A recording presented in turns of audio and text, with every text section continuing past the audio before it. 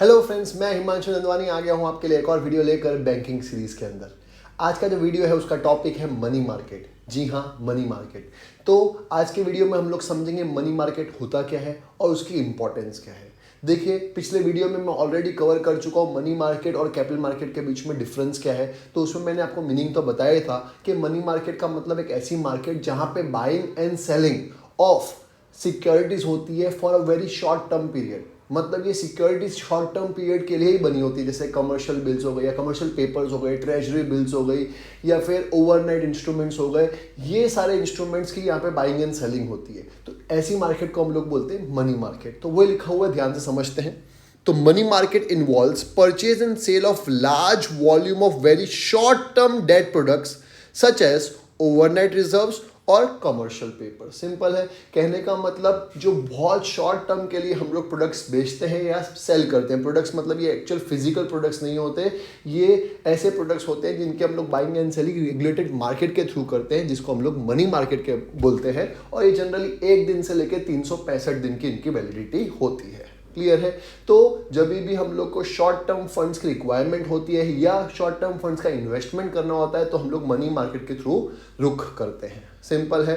In the same way government को भी जब फंडिंग की जरूरत होती है तो वो क्या करते हैं, नए नए इंस्ट्रूमेंट्स इशू करती है, जिसको वो हम लोग मनी मार्केट में इशू करती है और गवर्नमेंट फंडिंग रेज करती है। हम लोग वो इंस्ट्रूमेंट्स खरीद के हम लोग इन्वेस्टमेंट करते हैं और गवर्नमेंट को फंडिंग मिल जाती है। तो इस तरह से मनी मार्केट काम करता है। अब बात करते हैं इसकी इंपॉर्टेंस की। तो ये दिख रहा होगा आपको इंपॉर्टेंस ऑफ मनी मार्केट। तो मनी मार्केट का सबसे पहला इंपॉर्टेंस है एक लिंक क्रिएट करना। किसके बीच में? लेंडर्स और बोरोअर्स के बीच में। देखिए, ऐसा है कि मनी मार्केट एक लिंक क्रिएट कर देता है जिसको पैसा इन्वेस्ट करना है उसको और जिसको पैसा चाहिए उनके बीच में। तो मैं एक मनी मार्केट के थ्रू इन्वेस्टमेंट कर सकता हूँ या बोरोइंग कर सकता हूँ। सिंपल है। फॉर एग्जांपल, गवर्नमेंट ने नए अगर इंस्ट्रूमेंट इशू किए, ठीक है, तो गवर्नमेंट ने अगर नए इंस्ट्रूमेंट इशू किए हैं तो इसका मतलब क्या है, गवर्नमेंट इंस्ट्रूमेंट इशू करेगी, गवर्नमेंट को पैसा चाहिए और मुझे पता है कि मेरे को पैसा इन्वेस्ट करना है। तो गवर्नमेंट से सेफ क्या हो सकता है, तो मैं मनी मार्केट के थ्रू गवर्नमेंट की जो इंस्ट्रूमेंट्स गवर्नमेंट ने इशू किए उसमें इन्वेस्ट कर सकता हूँ। तो गवर्नमेंट यहाँ पे क्या हो गई, बोरोअर हो गई और मैं यहाँ पे क्या हो गया, लेंडर हो गया। या फिर और देखें डिटेल में तो मैं हो गया इन्वेस्टर और गवर्नमेंट क्या हो गई, जिसने पैसा रेज किया है। और लिंक क्या हो गया बीच में, हम दोनों के बीच में, मनी मार्केट। तो मनी मार्केट क्या करती है, लिंक जैसे काम करती है। किसके बीच में? इन्वेस्टर्स और बोरोअर्स के बीच में। दूसरा, कौन कौन से इंस्ट्रूमेंट्स में डील करती है, मैंने ऑलरेडी बता दिया एग्जाम्पल, बस वही लिखा हुआ है। It deals in bills of exchange, commercial papers, treasury bills, ये सारे इंस्ट्रूमेंट्स हैं जिसमें मनी मार्केट डील करती है। ये इनकी वैलिडिटी 1 दिन से लेकर 365 दिन तक अलग अलग डिपेंड करता है कौन सा टाइप का इंस्ट्रूमेंट है उस पर। तीसरा, outlet of excess short term funds. देखिए, ऐसा है कि अगर मुझे इन्वेस्टमेंट करनी है और मुझे बहुत लॉन्ग टर्म के लिए इन्वेस्टमेंट नहीं करनी, शॉर्ट टर्म के लिए इन्वेस्टमेंट करनी, तो मैं कहाँ पे कर सकता हूँ? मेरे पास ऑप्शन है कि मैं स्टॉक मार्केट में इन्वेस्ट कर दूँ, BSE NSE में इन्वेस्ट कर दूँ, लेकिन वहाँ पे मेरे को रिटर्न कभी भी पता नहीं हो कितना होगा। हो सकता है बहुत ज़्यादा भी रिटर्न मिल जाए, हो सकता है मुझे रिटर्न कम भी मिल जाए, नेगेटिव रिटर्न भी हो सकता है। तो अगर मेरे को इतना रिस्क नहीं लेना है तो मेरे पास एक ऑप्शन होता है कि मैं किसमें, मनी मार्केट में इन्वेस्ट करूं। तो मनी मार्केट में खासियत यह है कि हमको पहले से ही पता होता है कि इतने दिन बाद कितने पैसे हमको मिलने वाले हैं। तो ये खासियत है किसकी, मनी मार्केट की। तो मनी मार्केट में ऐसा नहीं होगा कि आपको पहले से नहीं पता होगा क्या रिटर्न मिलने वाला है। तो अगर आपको पहले से पता ही है मनी रिटर्न कितना मिलने वाला है तो इट बिकम्स ईजी कि हाँ भाई, मेरे को इसमें इन्वेस्ट करना है या नहीं करना। तो जब भी मेरे पास एक्सेस शॉर्ट टर्म फंड्स आएंगे तो मैं इसमें इन्वेस्ट कर सकता हूँ। चौथा, helpful for government raising short term funds. मैंने आपको ये भी बताया कि गवर्नमेंट भी कई बार इंस्ट्रूमेंट्स इशू करती है और उसको फंड्स रेज करने होते हैं तो मनी मार्केट से रेज कर सकती है। तो गवर्नमेंट के लिए भी मनी मार्केट बहुत इंपॉर्टेंट है। नए नए इंस्ट्रूमेंट्स जैसे कमर्शियल पेपर्स हो गए, ट्रेजरी बिल्स हो गई, 146 डेज ट्रेजरी बिल्स आते हैं, 365 डेज ट्रेजरी बिल्स आते हैं, ये गवर्नमेंट रेज करती है ताकि पैसा, ये गवर्नमेंट इशू करती है ताकि मनी रेज हो सके और हम लोग को भी एक सेफ ऑप्शन मिल जाता है मनी को इन्वेस्ट करने के लिए। पांचवा, फैसिलिटेट्स रेमिटेंस ऑफ मनी। क्या मनी मार्केट का एक और खासियत है कि हम लोग को पैसे ट्रांसफर करने हो या रेमिट करने हो तो उसके लिए भी मनी मार्केट का यूज कर सकते हैं हम लोग। कि पैसे किसी को सेंड करने हो तो इंस्ट्रूमेंट के थ्रू हम लोग सेंड कर सकते हैं। It becomes a safe measure या safe means to transfer money or remittance of money।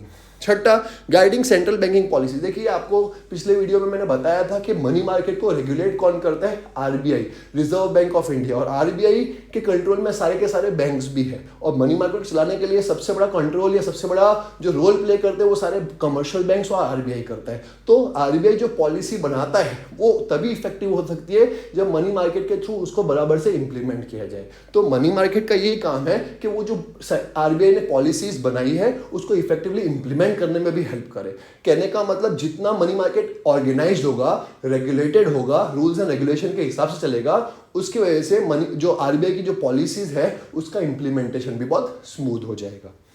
आगे, making central banking policy more effective. वापस से रिपीटेशन ये कि आरबीआई की जो पॉलिसीज हैं वो इफेक्टिव तभी हो सकती है जब मनी मार्केट ऑर्गेनाइज्ड वे में काम करे। देखिए इंडिया में अगर बात करें तो मनी मार्केट कुछ हद तक ऑर्गेनाइज्ड भी है और कुछ हद तक अनऑर्गेनाइज्ड भी है। जो ऑर्गेनाइज्ड है वो बहुत अच्छी बात है क्योंकि आरबीआई की उसकी पूरी गाइडलाइंस रहती है, आरबीआई की पूरी नजर रहती है। लेकिन अनऑर्गेनाइज्ड मार्केट भी है, जैसे आपको पता हो तो हुंडी आती है या जो मनी लेंडर्स होते हैं जो सिर्फ ब्याज पे पैसा देते हैं, तो वो भी एक मनी मार्केट ही है, लेकिन वो ऑर्गेनाइज्ड वे में नहीं है, अनऑर्गेनाइज्ड वे में।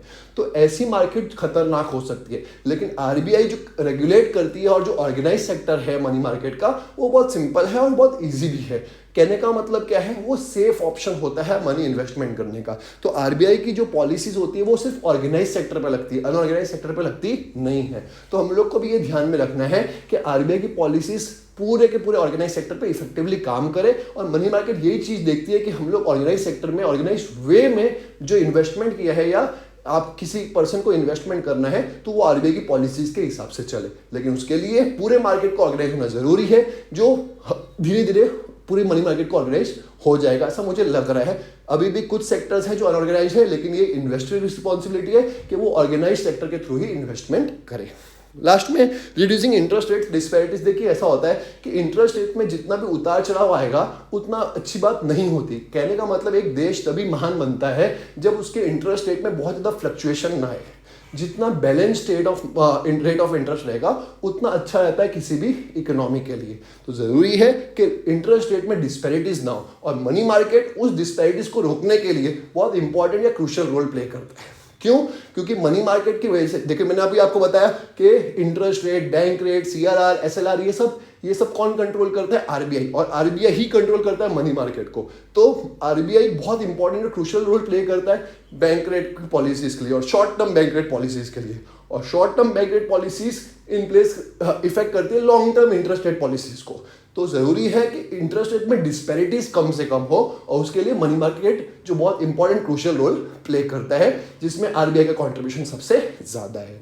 और लास्ट में, इन्फ्लुएंस कैपिटल मार्केट। देखिए दो अलग अलग मार्केट होती है, मनी मार्केट और कैपिटल मार्केट। तो आरबीआई कंट्रोल किसको करता है? मनी मार्केट को। लेकिन मनी मार्केट की जो आरबीआई की पॉलिसीज है उसकी वजह से मनी मार्केट पर असर पड़ता है, मनी मार्केट की वजह से शॉर्ट टर्म इंटरेस्ट रेट की पॉलिसी पर असर पड़ता है, शॉर्ट टर्म इंटरेस्ट रेट की वजह से लॉन्ग टर्म इंटरेस्ट रेट की पॉलिसी पर असर पड़ता है, और लॉन्ग टर्म इंटरेस्ट रेट की वजह से कैपिटल मार्केट पर असर पड़ता है।